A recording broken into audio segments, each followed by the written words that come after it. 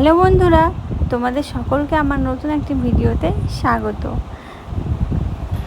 আজকে একটু সকাল সকালে ঘুম থেকে উঠেছি, কারণ আজকে হচ্ছে গরুর ভ্যাকসিন আছে, ভ্যাকসিন দেওয়াতে নিয়ে যাব।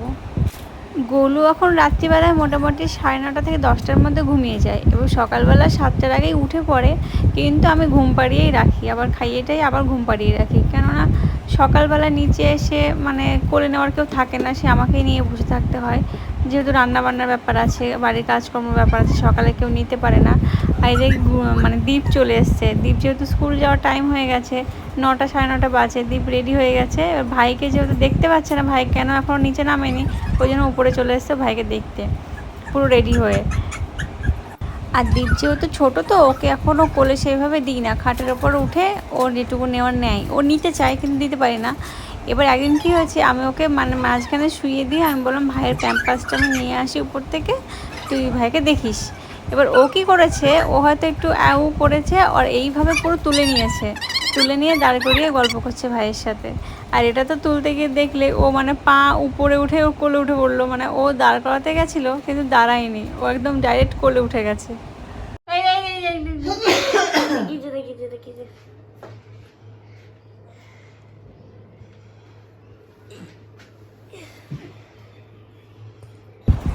এবার গরুকে নিয়ে নিচে চলে যাচ্ছি, আমিও নিচে যাচ্ছি। এবার গিয়ে ফ্রেশ ট্রেশ হবো, খাওয়া দাওয়া করবো।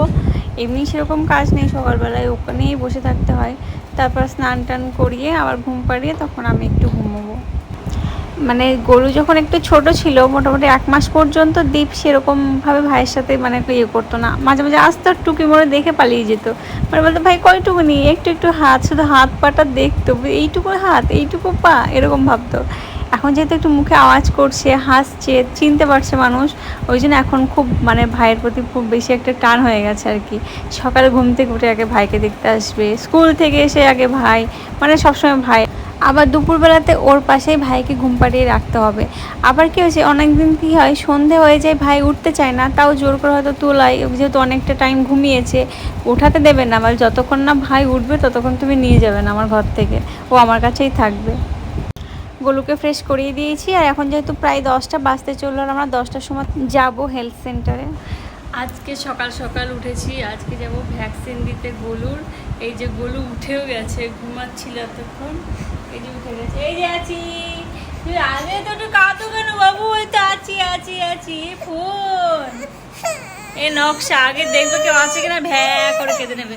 এই তো আসো আসো আসো, আজকে গোলুকে 3খানা ইঞ্জেকশন দেবে, 3খানা।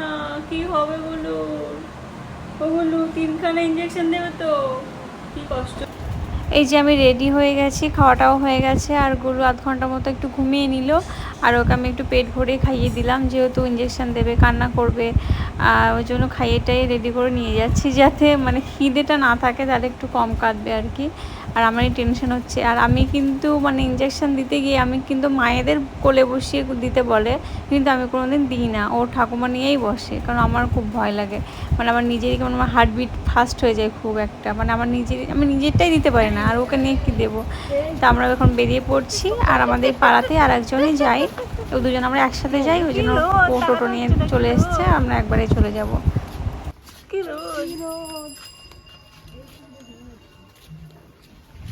দেখো এবার কি হবে, এই যে রেডি হও।